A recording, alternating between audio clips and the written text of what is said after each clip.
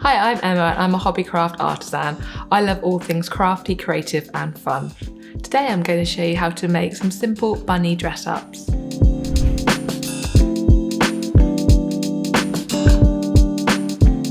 If you like this video, don't forget to subscribe to the Hobbycraft channel by clicking the bell icon to be notified of future videos.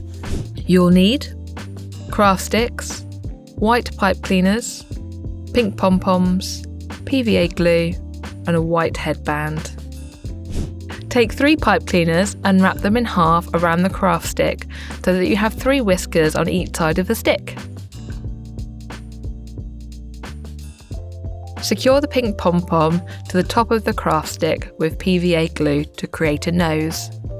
To make the bunny ears, upcycle an old headband by wrapping white pipe cleaners around the band so it's completely covered.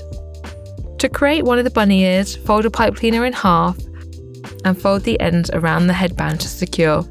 Repeat this for the second pipe cleaner to make the second ear. Your bunny dress up is now ready.